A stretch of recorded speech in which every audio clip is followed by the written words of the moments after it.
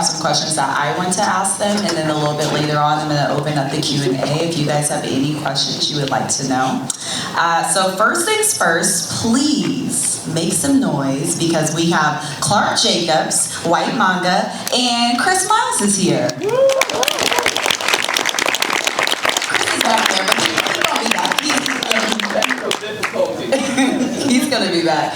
Okay, so first things first, we'll start with the two of you. Do you guys mind introducing yourselves and telling the audience a little bit about what you do? Sure.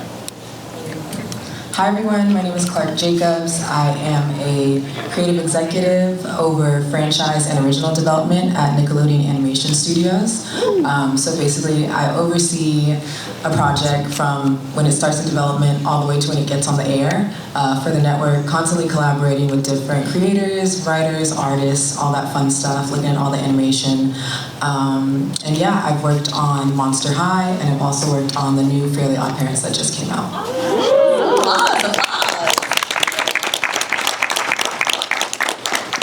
I'm Dunze Utmo, known as Whyt Manga, and I'm a writer, illustrator, editor, also co-founder of Saturday AM. I write and illustrate comics like Picasso, Apple Black, and I help publish others. And part of our mission is to make sure people see themselves as their heroes. I'm also an art director for Sandstorm Comics out in the UAE, and I'm just here to kick it. Thank you for being here. And everyone, I want you to give it up for Chase Conley. He's also in the building. Chase, if you don't mind introducing yourselves to everyone watching. What's up? I'm sorry I was late. The elevators were crazy. Yeah, I'm Chase Conley. I work in animation in Los Angeles. I've been working in animation like the last 13 years. Various projects, worked in comics before that, but as of late, I've been working in the story department, kind of directing for like the last 8 years, which just means sometimes I'm a glorified revisionist, but that's part of the job. And worked on a lot of cool stuff, you know. Recently, X-Men '97, I know that came out this year, that's pretty big. Got nominated for 2 Emmys, so hopefully in a week we find out we get at least one. That would be dope. Black Dynamite, that was like my first job in animation. Boondocks reboot. Bunch of other stuff as well, so in between, you know, but those things are really cool. Thank you for being here. All right. Hi, Chris. Hey, how y'all doing? I just want to apologize earlier. I was trying to get some footage to show you guys of what we got going on in our animation studio. My name's Chris Miles. I work for Carl Jones, who's the producer of the Boondocks and Black Dynamite.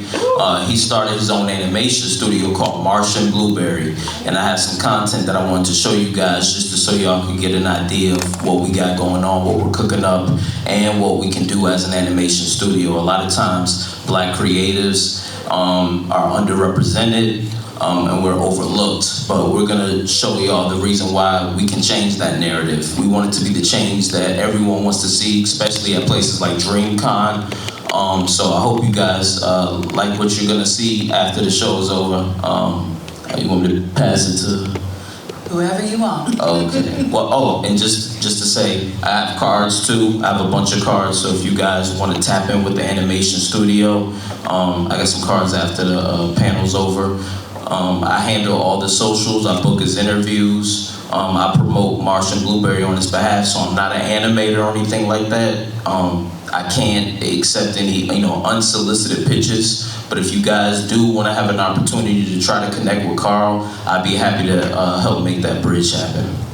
Awesome, thank you for being here. Now, I want to start kind of at the beginning for all of you. Where did the inspiration and passion come from wanting a career in animation? Okay, that's me. I've always loved storytelling. If I'm being completely honest, I've never fully cared too much how, whether it be through animation or through comics, and obviously with film, all of it has that underlying mutual, storyboarding approach where there are a lot of things that are mutual between them.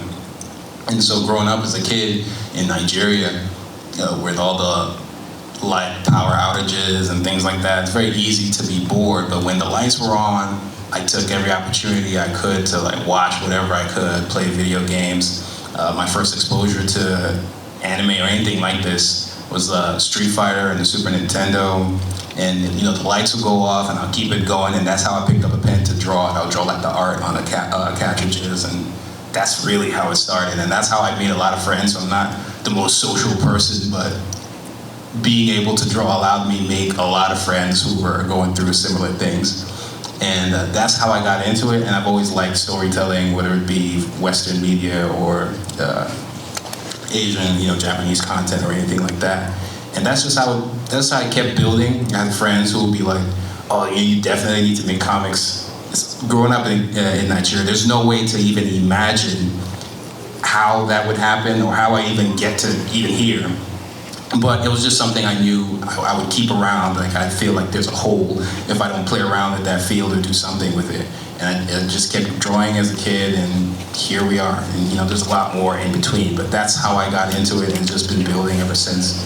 Friends got me into series like Bleach and Naruto and things like that. And I liked the complex storytelling and how that was put together and having a linear focus.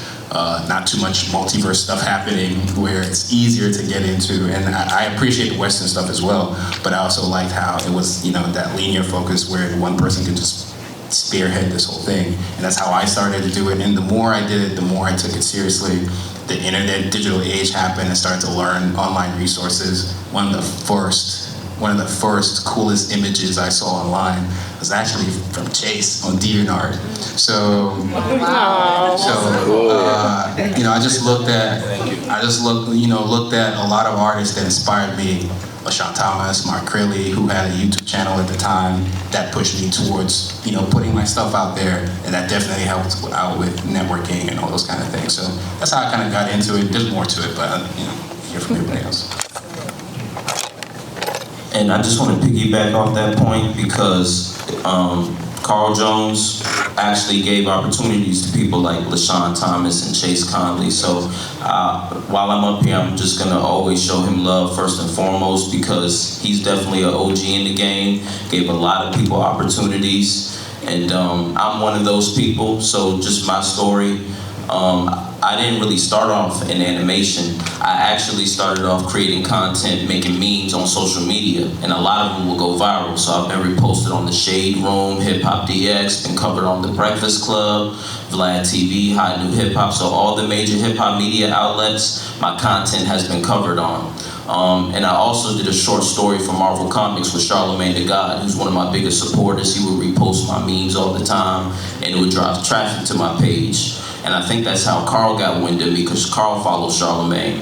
So I saw that Carl was, he started an animation studio, and I wanted to pitch an idea to them. And in the middle of the meeting, I guess it kind of turned into an interview, because the head of his production, Omar, he saw how I could be an asset to the team in regards to how I've been promoting I have a meme page called Critics of Culture. So that's the page, and that's where I would make my content. And like I said, because I would always go viral, they thought I would be great at social media managing. So that turned into me booking Carl's interviews, me, making connections and promoting on the team's behalf. For instance, we just did a short film with Walmart. It's about Black fatherhood. It's called Answering the Call, the League of Black and Unlimited Dads. That came about because Ludacris's manager, y'all know the rapper Ludacris, right? Yeah. There you go. All right, so his manager reached out to me and said, hey, I need some animation. Can you connect me with the team? And I connected him with Carl and Marsh and Blueberry, and we was able to get a short film done. Like I said, I'm gonna show you that once at the end of the panel. But that's just a little bit of my story. So I just want to give a shout out to Carl Jones and Charlemagne the God for both giving me two opportunities that, changed the trajectory of my life in regards to, what I want to do as a content creator and as a creative. And I also want to give a shout out to Chase Conley, because he's been following the page way before, I even got in contact with Carl. So like he's been a major supporter as well.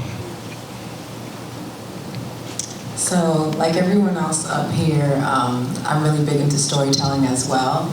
I would grow up watching Saturday morning cartoons on like ABC7 or like Channel 5 and just always really enjoyed watching cartoons. They've always been a big comfort for me. I went to school for global media and communications. I have a double master's in that. So again, storytelling, whether it's Western media or the global South, has always appealed to me. And then once I graduated, I kind of just dove back into animation, but I didn't realize you didn't necessarily need to be an artist to be in animation. There are so many other career paths you can take. So being there and getting to Nickelodeon, I realized that I could be on the executive side. And within the animation community, it's really small, but it's also very much still very kind of closed off, especially to people that look like us, people of color. And that's always been a passion point for me, is really just being one of the dot connectors, really getting people with unique voices into spaces that they wouldn't necessarily be in before. So as an executive and on the network side, I really value being able to like bridge that gap and take in pitches and just listen and see how we can get our stories out to the larger world. So that being there and seeing that you could be on that side and still have a creative input as well really appealed to me. So that's kind of how I ended up on this side of animation. But even to this day, like I'd much rather watch an animated show than watch something that's live action. Like that just gives me so much more satisfaction for some reason. So yeah. All those are great answers. How did I get started? I mean, like initial inspirations.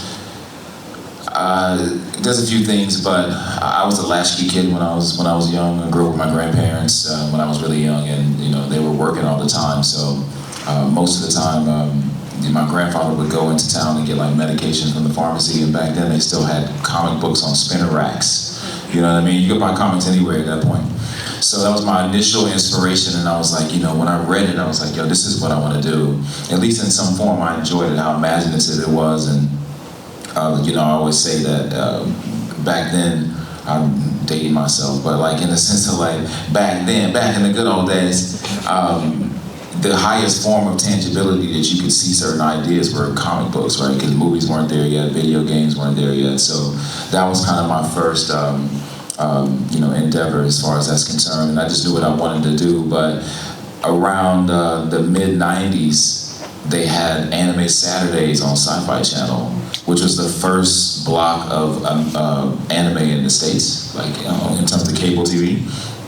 And then they showed Ninja Scroll, you know, Wicked City. They didn't show Ninja Scroll, that was a little too wild. They showed Demon City, Shinjuku, and Casher, and all these dope OVAs that Ghost in the Shell, you know, tons of stuff that are like iconic, you know, masterpieces now.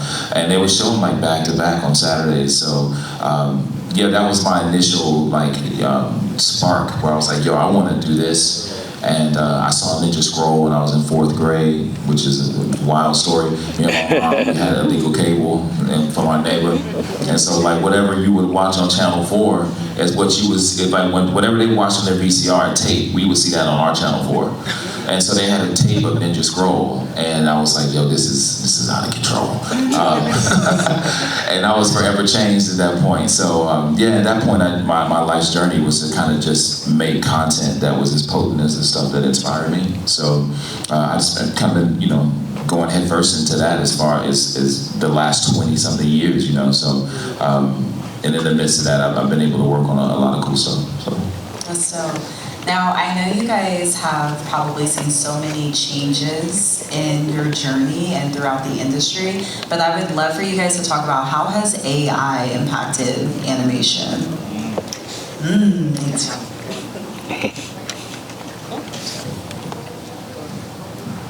I don't know if it's necessarily impacted it directly yet, but as far as like speaking from a union member, one I feel like it's going to be caught up in litigation for a while, right? Because you know you got all these AI companies that they illegally scrape stuff, so you can't copyright it. So as far as like major studios are concerned, I don't know if they would ever, their legal departments would allow them to jump into, you know, using animation as far as that's concerned, because they're opening up themselves to a lawsuit, right? Until that stuff is settled, which might take like 5 years, you know. So, but as far as other aspects of stuff, like to the homies, like Phil Bote and Mikey Wandy, Aldous Hodge, like they founded 9B, which is like a concept art studio. They do work on tons of feature films and stuff like that. A lot of opportunities that they give junior artists. And I mean junior not so much in skill, but maybe lacking experience, right? You know, so a good way to kind of like give them a job that they can handle and is producible would be like pitch packet artwork. And that's the first thing, that was the first thing to go. So you get like a real professional pitch packet, that deck might cost about 10 grand, right? Depending on what you got going on, right? You gotta hire artists to draw backgrounds, characters, you know, all that kind of stuff, and fill out all these things to get an executive excited about, you know, a project. Now writers are just like, I'm just gonna use Midjourney. You know what I mean? So now that's like all those jobs, you know, that they were able to kind of get people experience and stuff like that. Those were the first things to go. And as a writer, I kind of understand if you're like, yo, I'm just trying to get like some art that's gonna pop and make somebody excited about it. But I do see studios now outsourcing everything overseas. Like that's an interesting thing too. So, and they don't have unions. You know, so if they outsource to a company where AI is legal, what are you gonna do? I've heard rumors that, and I love Demon Slayer, but Ufotable, I heard they use AI for the effects animation. You know what I mean? So it's stuff like that. So it's like, but I do think in certain instances, I mean, it seems appealing, right? But until they can get litigation finished and legislation catches up to it, it's going to be interesting in the next 5 years. I know for a fact that we have meetings with the Guild in LA coming up soon and negotiations and stuff in regards to AI. Because it's taking, I mean, storyboarding is, you know, our story departments, they feel like they may be the last to be affected. I don't believe that though. You know, I think it's all going to be affected. Once they open up the new version, it gets better every time too. I've messed around with the Niji, I don't know what you call this, like that setting in Midjourney that just pumps out stuff like AI art. It's pretty, I mean, like anime style art is pretty crazy. You know, I check into it and shed a single tear, the glory tear. My lip quivers and shit, but I'm like, okay, it's cool. But that's kind of my thoughts on it. You know, I think it was interesting to see, but until legislation catches up, I don't see studios using that stateside. You know, so, but like I said, they're outsourcing all the jobs. So not all of them, but you know, they're outsourcing a lot of jobs as well, you know, just to different things, and especially as anime becomes more prominent as far as the marketplace is concerned. But so you'll see a shift, you know. Those are my thoughts on it. I don't know if that's helpful at all, but. That was helpful. I want to jump into, like, it's interesting seeing different artists on Instagram, because I'll follow a lot of artists, and they'll be vocalizing about the fact that like a lot of AI is definitely like ripping off their own art styles and just kind of replicating that, and that's how you're seeing the AI art that's being created. It's not anything necessarily original, it's just AI going in and kind of just stealing people's signature art styles, and then people are like, oh, this is really cool, AI did this really fast, but the reality of it is that it's definitely just like artists who take hours and days to complete their kind of stuff and come up with that signature art style that's being replicated so quickly now.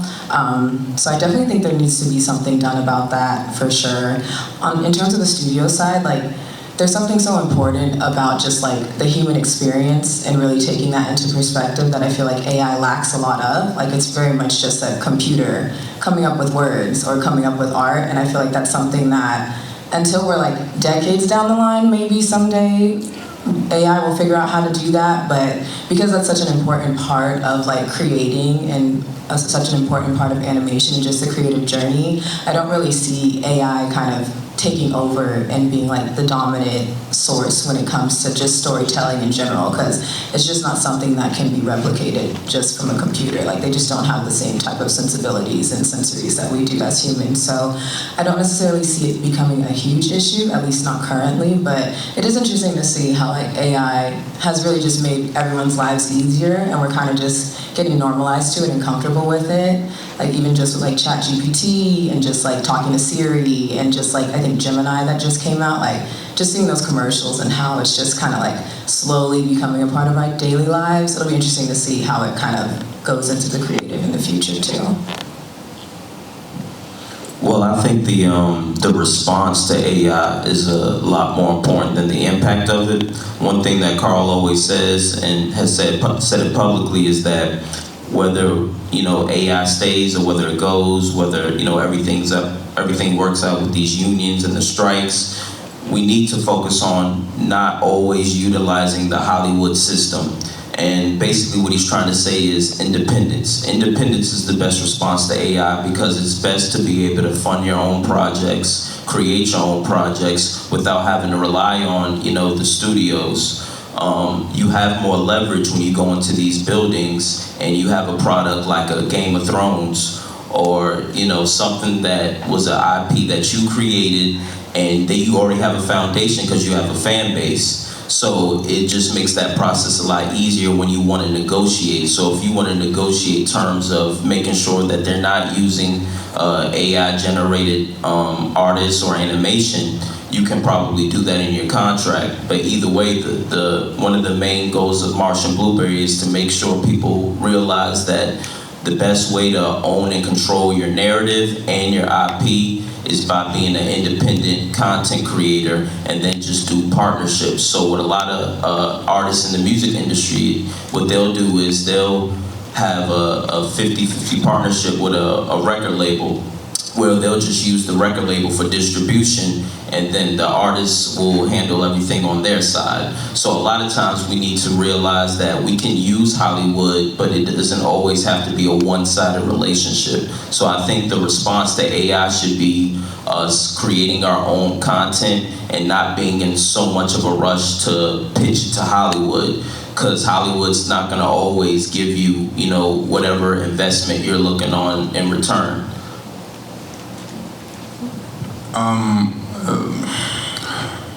On my end, I think if it gets better, it's definitely gonna get worse first, like a lot.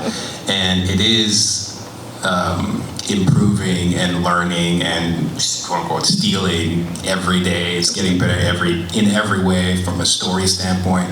Eventually you'll even get to a point where it's coming up with a story, it's making it, it's doing everything. And I can definitely see in this digital age where all of a sudden you have a bunch of people watching a show that's completely, fully AI and loving it and supporting it. Because there are a lot of casual people who don't pay attention to any of these conversations, and they're just going to consume because that's what they do.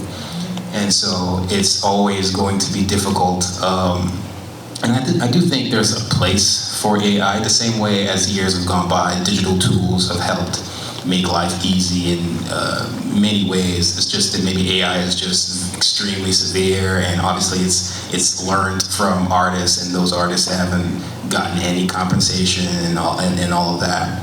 So, but I do think that it is possible that even if that day comes, and I don't even think it's that far at all. I don't think it's that far at all. I think the AI is going to learn how to tell good stories and put it out there. It might not even have to look animation. It could even look live action, and we won't be able to tell the difference, or at least it'd be very different. There are people who I can see an AI image and know it's AI, at least for now. But like a casual person, not all of them. Not all of them. So, but I do think there is a world where maybe a little bit to what you mentioned, where there would be value in completely human-made stuff still. I can see a world where that's the case, where you can once you can communicate what the problem is and how people are supporting, because people don't mind supporting something they truly appreciate, something that helps their life in any way, even if it's just entertainment or escapism. It's the same thing with like a Patreon or whatever. I think there's value to human-created stuff. It allows people to be more connected, and I think that's something that AI would. Now that's something that maybe they can never replicate, but are they coming? Yes. And it's going to be painful, but I think there will still be value in human stuff. I do want to go back a little bit to what Chris was saying and, talking about working with Hollywood. I want to know how you guys are able to find that balance of keeping your creative vision, but also collaborating with writers and directors and everyone else. Well, I guess, you would be the best person to ask. You're the OG in the game.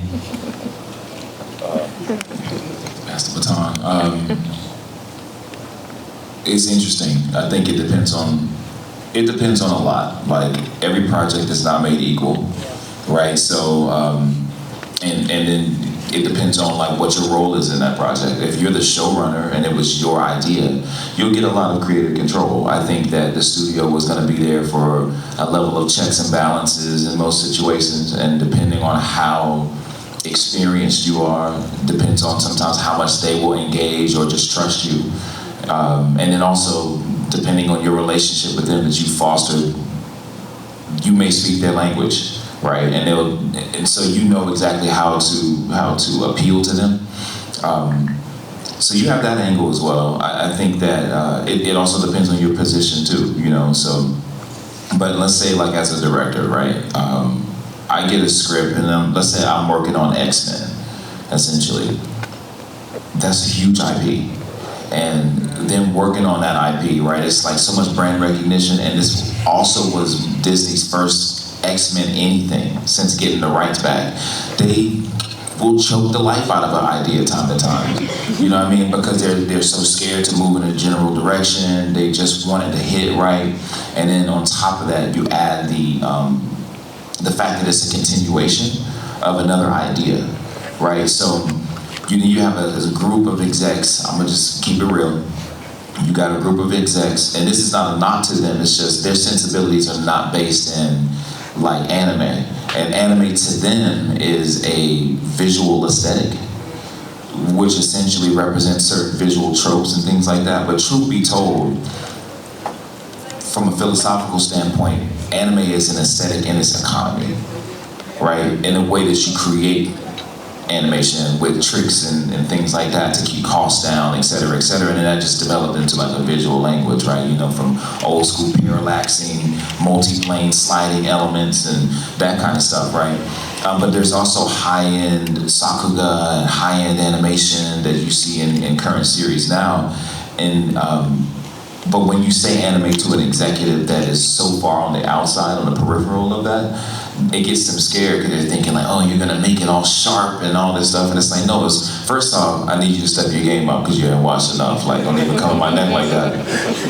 Don't come at me like that, right? So it's like, look, have you seen Ghost in the Shell? Have you seen Jinro? Have you seen these things where it's staged cinematically, the drawings look like real people, you know, it's staged like cinema, and there was an age of animation where essentially those directors were influenced by cinema. Whereas I feel like a lot of anime has grown into its own thing, but a lot of it is like regurgitation of other anime. It's like photocopy sloppy, you know what I mean? But it's dope though, because it's developed into its own thing, but you don't see the same kind of authorship, and then when you do, those things are hits, right? You know, they rise to the top. But you know, explaining that to somebody that doesn't have that reference point is difficult. So you always got that battle where you're kind of, you know, there's friction there throughout the whole process, and you get more and more trust as things become more successful. But yeah, it all depends on your position. If you're a storyboard artist, I mean, as far as collaborating, the only person you're really collaborating with is a director who is the buffer between you and the showrunner and the executive, and you're just trying to execute that vision. And so as a good director, collaborating with a board artist, that's a hard job. Like if you got like an action show, it's the hardest department in my opinion, right? You got the cerebral aspect of like the storytelling, cinematography, pacing, all that stuff, shot selection, all these things. It's also the most rewarding job because you have the most impact on the show. I feel like if you work in story, you know, it's not just the same as designing characters, and I know that's a very appealing job, but if you want to have impact on the show, now you can set up how the show moves. You know, it's way more influence over the final product. But I say that to say, you essentially, you want to have a board artist be invested in their work, right? It's very difficult, so you want to allow them to kind of do them too, right? So there's a compromise there, and I think a good collaborator knows when to kind of dial back as well to allow that person to shine, because you want their investment, you want them to be emotionally invested in it and take ownership in it as well. And I think that's at any level as far as collaboration is concerned. So that's my general sentiment on that.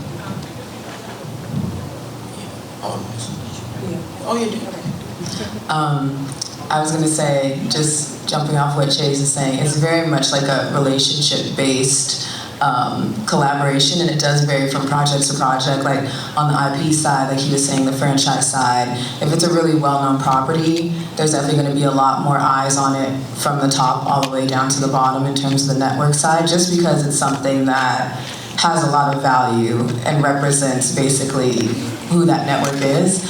It also comes down to like if it's a co-production, say for instance, Nickelodeon is making a show with Netflix. Now you also have eyes from Netflix kind of on the show as well, because it's eventually going to be on that streaming platform. Versus an original show, which is more so the creator's idea, it's pretty new, you can take some more chances with it. That will have less eyes on it, be less pressure on the show, and you can kind of have more of a creative freedom with it because you're coming up with something from scratch essentially. So yeah, it really does just depend from project to project, but it is a lot about just trusting the people that are on the team, you know, like the showrunner, the executive producers, the writers, the artists. Like that's something that's all like generated and crafted from the very start. And like if you're hiring people and putting those people in the right place and you have a lot of trust in them and they're really confident in what they're doing, most of the time it's just us looking at stuff and being like, that's amazing. Yeah. Like we don't enjoy like giving notes and having to like tweak things and tell people like, okay, let's go back and revise that. We're very excited to see what the creatives are doing because we know we can't necessarily do it. Like we have a good sense and sensibility based on who's working on the show of like what the vision should be, but it's fully about just like trusting the creatives and having the confidence that they know they're going to execute it, and we're just excited to see what they have to do. So. And not only is it, it varies from different productions, but also networks. You know, Carl talks about how on Adult Swim, for the most part, not all the time, but most times, they were able to do what they wanted, you know, creatively when it came to the Boondocks. But when he started working on other networks, he noticed he would get pushback. So there's always going to be notes no matter what. You know, good, bad, or indifferent, there's always notes. But sometimes there are going to be those moments where you're getting a lot more pushback than what you're used to. And that's the part you really have to learn how to pick and choose your battles. Because what happens is if you push back too much when they're trying to, you know, take a aspect of your creativity out of the situation, you can become labeled as hard to work with. And then that's when you get into those conversations of being blackballed. That's when, you know, you might lose opportunities, get fired, you know, those types of things. So you want to be very, very careful when it comes to actually fighting the networks or whoever's in charge of, you know, the final product. You just want to, you know, be able to pick and choose those battles, because it really can determine your future. Because if you end up playing ball and doing what they want you to do, you might end up being able to work on another project with a bigger budget and things like that. So I just wanted to share that with you guys, because a lot of people don't know that there's a lot of ways to, you know, a lot of pitfalls, you know, and a lot of dead ends that they don't warn you about, they don't tell you about. There's no roadmap, you know, to this thing called life. But specifically working in Hollywood, it doesn't take much to burn a bridge or, you know, be looked at as, get blacklisted and things like that. So you just want to be very careful on how you do it. But at the same time, you still want to, you know, keep your soul, because there's a lot of people who work in the industry that lose that passion the more and more projects that they worked on, and they had less creative control, and now they're just doing it as a job. You know, it becomes a job rather.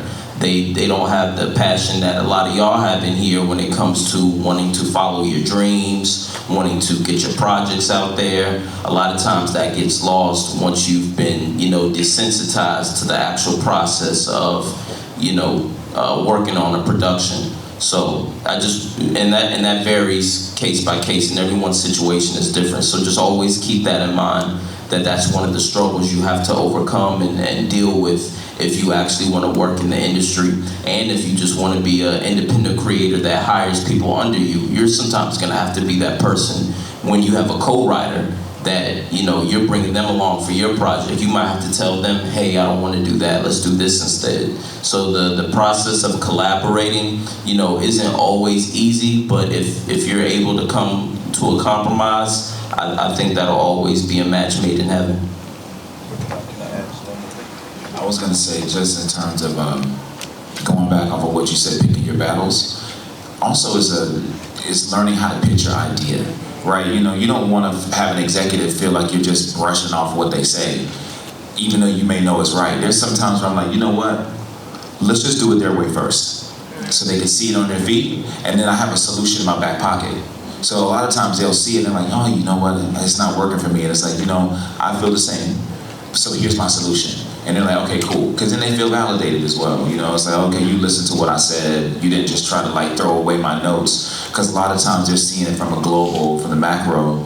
And, you know, if it's a structured thing that's bumping them or something like that, or some culturally relevant thing, it is always nice to just know how to present that idea. And also what it does is it pushes you creatively. So now you have to sit back and, you know, go back to the drawing board and find did my mic go out? No, you're good. Now you gotta find another way to, you know, how can I get this idea out? But, so it's like just from creative, I guess, training in a creative way, I'm thinking like, you know, Dragon Ball Z, like Goku always finds a way to surpass his limits.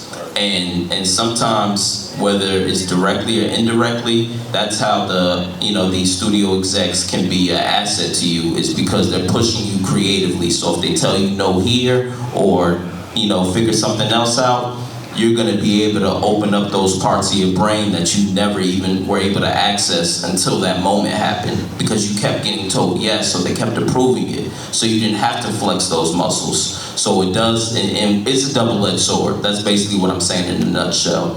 But at the same time, you just gotta know when is the right time to push back and when's the right time to fall back. Just piggybacking off of what everybody says, I think has been covered thoroughly. It is a muscle, it is something that you learn over time, the whole thing with picking your battles, or just knowing who you're talking to, knowing who your audience is and how to communicate with them to get the best results. In many ways, it's a challenge, and it's something that, just like most things in life, the more you do it, the better you are at it. So to some degree, everybody here is familiar with it, collaborating in some capacity. It's not always animation, it could be literally anything, any job, anything. And at the end of the day, you're dealing with people, so you're also tasked with understanding people you work with, how to get the best out of them, how to get the best out of the team, how to communicate the best way possible to get what you need to have done, be done. And so just piggybacking off of that, I think everybody's pretty much covered it thoroughly. I was just gonna say, as much as like this is a visual medium, like the industry that we're in, it is a lot of conversations that happen like on a day-to-day basis, and you have to know how to talk to people and who you're talking to, and just, you know, knowing how to work together. So having those communication skills is really an important part of the industry as well. Now, I know we definitely have a lot of passionate people in here. I definitely want to try to hit some of these questions before our panel ends. So if you guys have any questions, you want to pick their brains a little bit, maybe you guys can line up right next to the person in the black shirt, and I will walk over. Yeah, you good.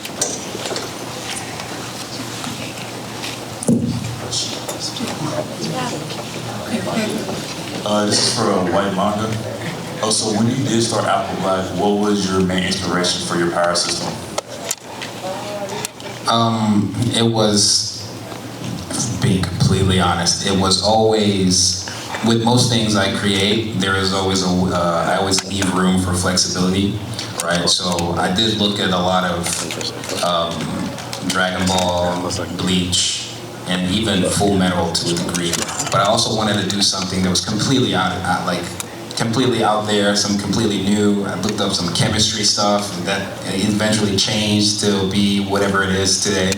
But definitely series that have those kinds of usual shonen elements, but then I'm throwing my little twist on it where they have some power-ups, and maybe power-ups to a degree with the weapons they're creating. So I'm also thinking, you know, some of these things could be great merch too. So it just depends on, you know, I'm thinking on so many levels, but if you're looking for like specific series that push me towards that direction, the top two would be like Bleach and Dragon Ball, and maybe a little Harry Potter. Okay, thank you very much. Thank you. Thank you. Hi, my name is Elise Gentry, and I'm a rising senior at Howard University. Okay, HU. Yeah. Okay, Spelman. Yeah, awesome. I'm also working this summer at United Talent Agency because I'm really passionate about becoming a talent agent to represent the underrepresented. So I'd love to know your outlook on authentic Black representation in animation. Has it gotten better? Do we still have a long way to go? And like, what pipelines do you foresee being put into place to make it a better place? I can start. I definitely think it's gotten better.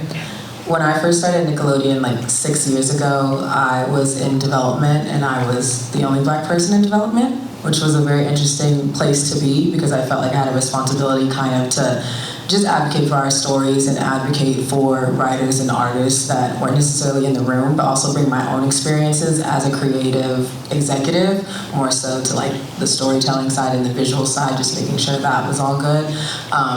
But as I've been there for longer, more Black people have come into the department. We've definitely gotten more Black writers and artists, and that's something that we definitely value as well. Just having that like diverse perspective, that unique perspective, and that's something that personally, I advocate for all the time while I'm there, and I definitely see the shift as well, just in like me speaking up more and kind of giving perspective. It's kind of raised everyone else's awareness level, even if they aren't Black, which means that I just see as a whole, like perspectives are shifting, and there's not necessarily so much responsibility on us to have to do that heavy lifting and the work all the time, which I feel like is what is necessary. Like it shouldn't always just be a burden that's on our backs. Like it's something that should be everyone's responsibility, and everyone should be taking note of it, and it shouldn't be an afterthought. It should just be the standard, period.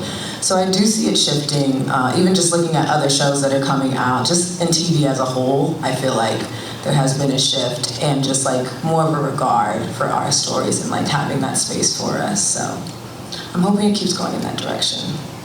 Yeah. I just want to add to that right quick. I think one of the biggest problems is Hollywood tends to use the success of other Black projects to determine the future of future Black projects. So like they saw how successful Black Panther was, and there was a moment there when they started giving more Black creatives opportunities. Died down again. George Floyd's situation happens, not to be morbid. There was then afterwards Hollywood tried to do the same. Not just Hollywood, the entire world wanted to make sure that they was on the right side of history. Y'all noticed some time passed and went back to just being less of us.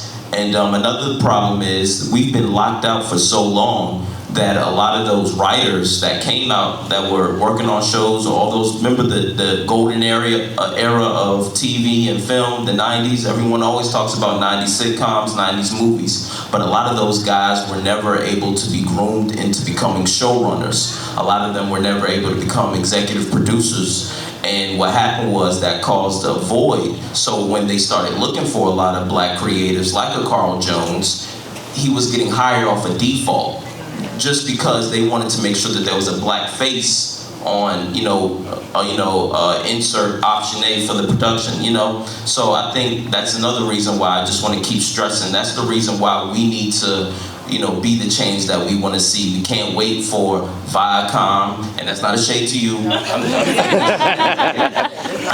can't wait for Turner. We can't wait for Disney. Don't get me wrong, we want to utilize these peoples, and Disney wasn't a shot at you either, Chase.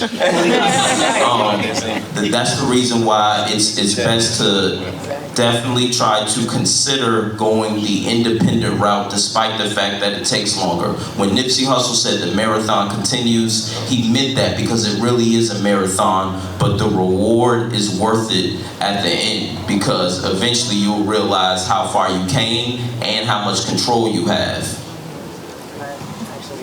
Definitely inspired me to say something.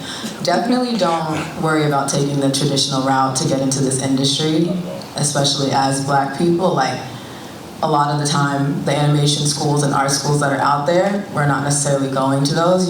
Really focus on putting your content out there online, because people that work at these big studios and stuff are looking that way as well, and are willing to take chances on you if you're putting your stuff out there. Like, there are people on the other side advocating for you all as well, and being like, no, let's give a greener person, which just means someone who doesn't have as much experience, a chance. For instance, on one of the shows I just worked on, all of the co-story editors and showrunners on that show were green showrunners, and the show is literally a success, and that was their first time show running. So, and more teachable, exactly, and just, it doesn't necessarily always come down to experience, because as you were saying, like a lot of the time, people didn't have that mentorship, and they got stuck and siloed in these specific positions, which is why it's harder now to find like, okay, let's try to find a black showrunner, let's try to find a black storyboard director, or director in general. They're nowhere to be found. So just really do keep navigating your own route and just kind of forging your own path. Like, there's no one specific way to get into this industry, and I just want to like emphasize that. Just have that confidence in yourself and keep growing and learning. And when your foot gets in the door, just show off who you are, and there'll be people there willing to take those chances on you for sure. Thank you. Hi guys, how you doing? My name is Avery. I'm a aspiring illustrator trying to dip my toe to get into like storyboarding and animation, because I just love storytelling in general. You guys did infer about the challenges. Now you all are in experience with leadership positions. What are some of the pitfalls that you guys, or challenges with not only butting heads with the executives up top, but keeping morale with the crew on the bottom? It's definitely a balance. Like, in my position as an executive on the executive team for a show, it very much is like, we're seeing firsthand day to day how great the show is, all the hard work everyone is doing, and it's kind of our job to pump the show up to the higher ups and be like, hey, look at how amazing this is, let's keep it going, yada, yada, yada. And then at the same time, we're going back and kind of telling the creatives, because we know their communication style and how to talk to them, kind of what the notes were given to us and how we're trickling that down. So it's definitely a balancing act, having to navigate both like the creative side, because I'm very much a creative on my own. Like, I make my own content, I write my own stuff, so I do have that creative brain, and in that way I know how to talk to a creative and kind of have their same sensibilities. But at the same time, you do have to kind of put on that executive hat and like kind of be the eyes for the network and the face for the network side too. So it definitely boils down to just like communication at the end of the day and figuring out how to do that the best way possible.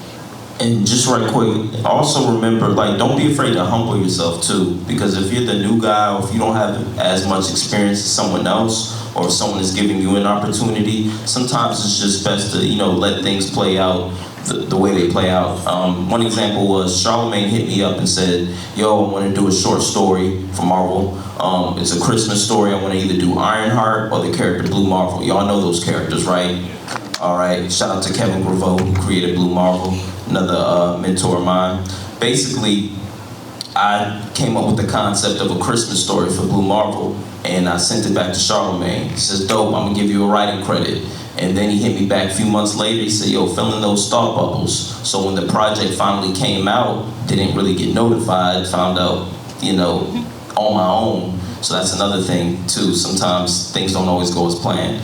But anyway, when I read the comic, I saw that the dialogue, the concept was there, the whole concept was mine, but the dialogue was a mix between what I said and whatever Charlemagne threw in there. So a lot of time, and then the reason why I'm bringing that up is because I'm thinking, oh, you want to collab on a story? I'm thinking we're going to be communicating on the phone, we're going to be chopping it up, no, it was just, you do this on your side, I'm going to do this on my side, and then it's going to come out. So I'm just saying, be open to whatever the creative process is a lot of times when you're new and green, because, there's no way I would have had leverage in the situation that said, and mind you, I didn't get paid for that. All I got was a writing credit. And the reason why I'm bringing this up is because as someone who was a novice, I wasn't in a position to say, hey, I'm only doing this with you if I get paid for it. I'm only doing this with you if I got creative control.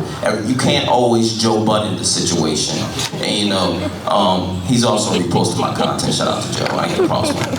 But you can't always be that type of person that always feels the need to control any and everything when it comes to the process. So sometimes, like I said, just humble yourself and be willing to go along for the ride and be thankful and grateful for the opportunity.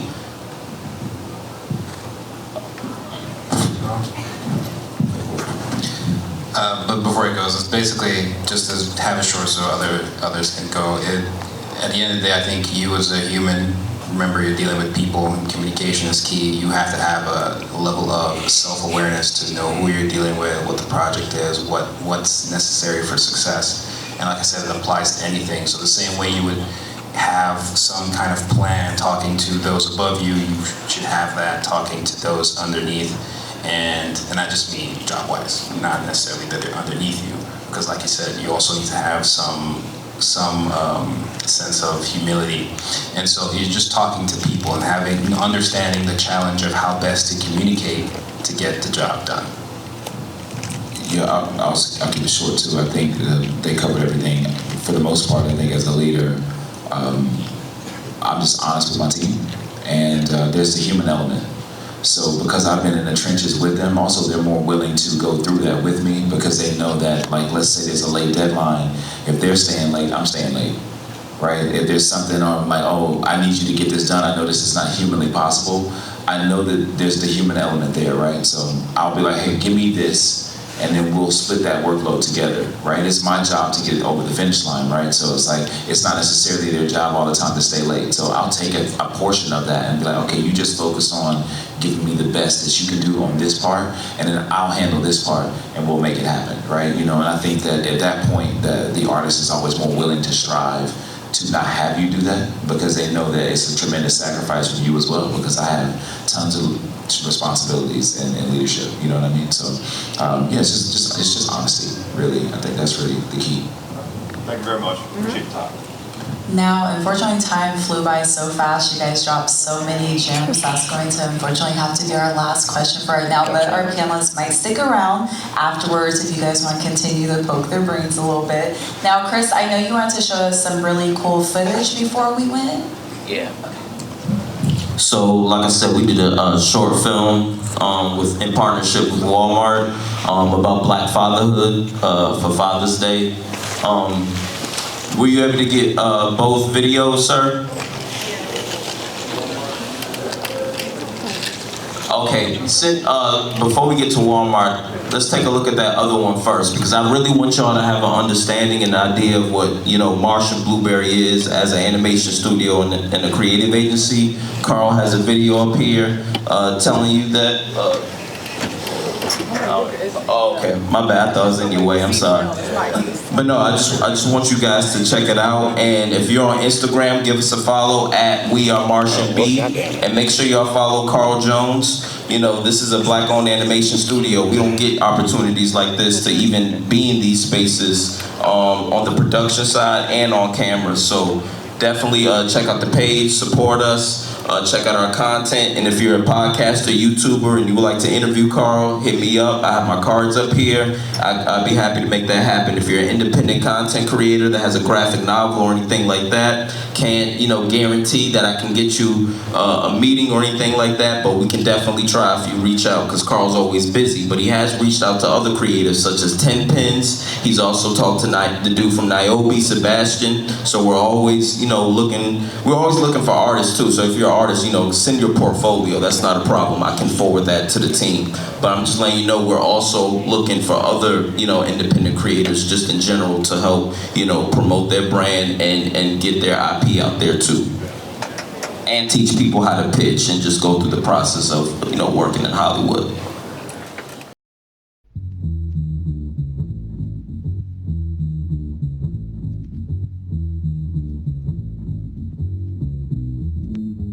Welcome to Marsh and Blueberry, where your story is our universe.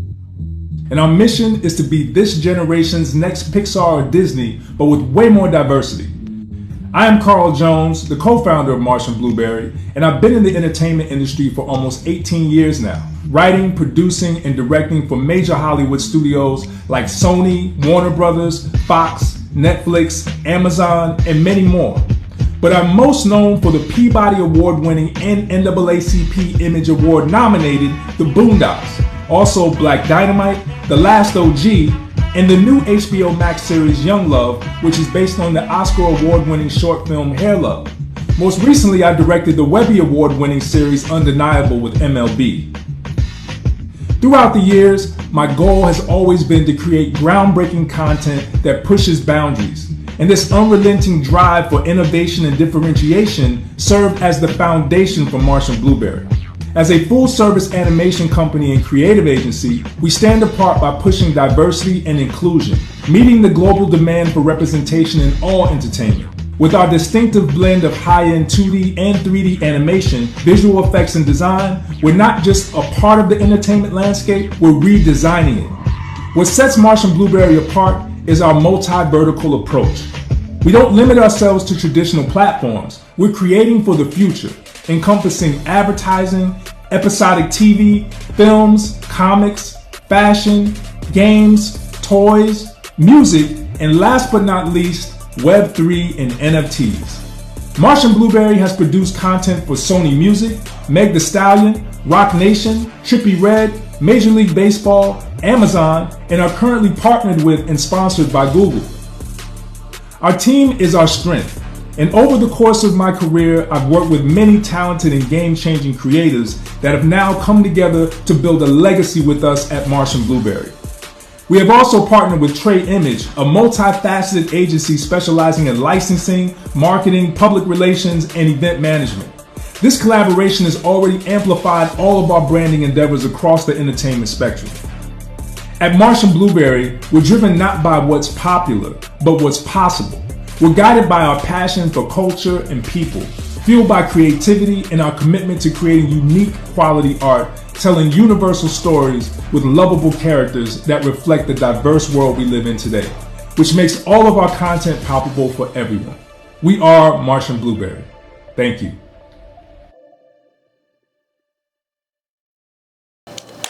Yeah, so we got some stuff in the works with Trippie Redd, Meg Thee Stallion. We animated her Traumazine album, so definitely be on the lookout for our content. Can you play that next one? In a world where little hearts face big challenges, and growing pains loom like villains around every corner,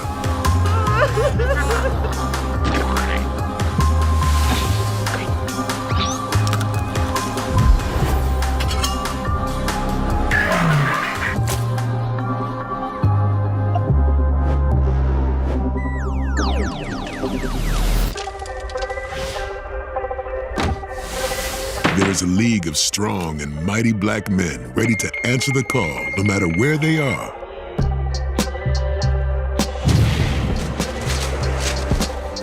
Or what they're doing.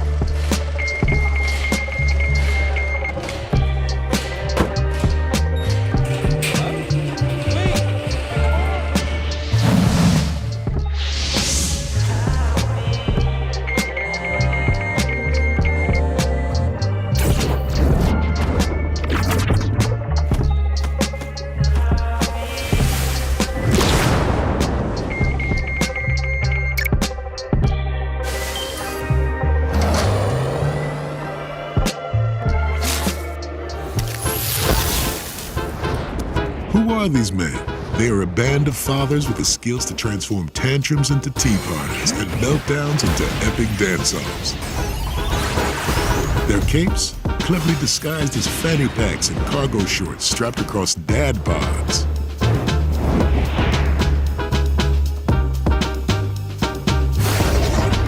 They are the League of Black and Unlimited Dads.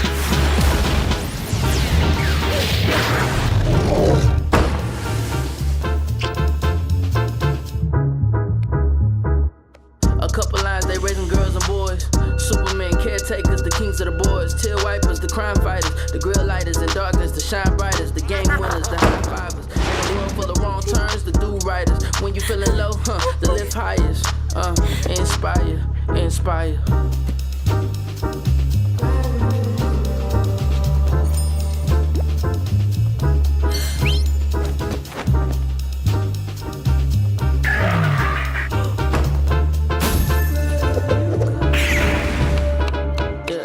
Make mistakes, it's all love. Paying attention, patience, the best hugs. Papa bear and bear cubs, bare hands. Build homes, stack bricks until end. Pop tops on jars with his bare hands. Pull you around for your first dance. Put a smile to your face like Ella Kazam. You gotta give a hand to your old man.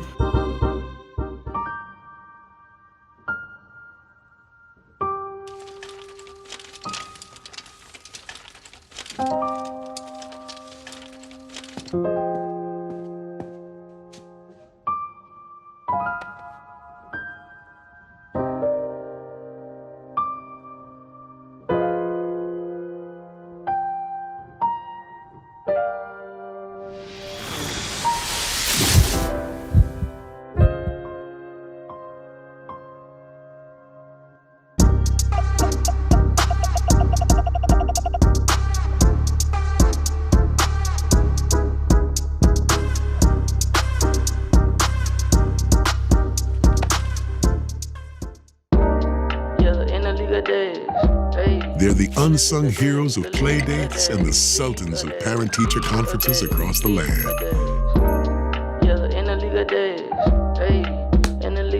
These aren't just any heroes. They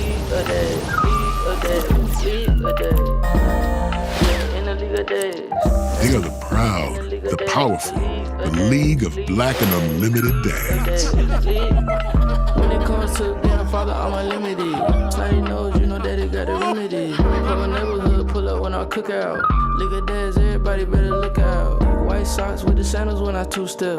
I'm the man with the plan in the minivan. Drop the kids off in the morning and get them home safe in the evening. Yeah, in the League of Dads, hey. In the League of Dads, the League of Dads, League of Dads, League of Dads, League of Dads. Yeah, in the League of Dads, hey. In the League of Dads, the League of Dads, League of Dads, League of Dads, League of Dads.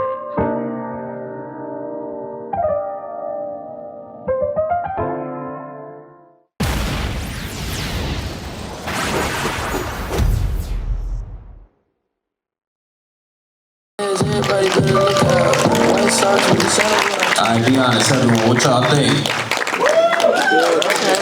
Nice. Y'all see what happens when they give a black animation studio a chance? Y'all, we all fans of the Boondocks? Black Dynamite? My man Chase Conley over here, he worked on Black Dynamite and worked on the Boondocks reboot. And that was all, you know, about, I'm not gonna say the Boondocks reboot happened because of Carl, but Carl gave you an opportunity, Carl gave me an opportunity, and he's one of those types of people that want to give others opportunities no matter what your experience is. So I just urge you to please give us a chance. We're new, but we definitely got a lot under our belt despite only, you know, being around for like the past 2 or 3 years. Like Carl said, Major League Baseball, Meg Thee Stallion, Walmart, we shown that we can actually compete with Disney. We can compete with Cartoon Network. We can compete with Nickelodeon. Not in a disrespectful way, but in a way to let people know that, hey, we have something to offer and we can contribute to this thing and this thing that we know and love, which is blur culture. And not just blur culture, nerd culture too, because we just not gonna stop with us. We gonna have representation in all fields, but just know we gonna take care of home first. Sorry, I'm a little passionate. But definitely check out the page, follow Marsh and Blueberry, follow Carl Jones, and thank you for supporting the animation studio and giving us a chance. Thank you. Thank you guys so much for being here. I appreciate you. Again, another round of applause for all of our panelists here today. Thank you so much. Enjoy the rest of your weekend.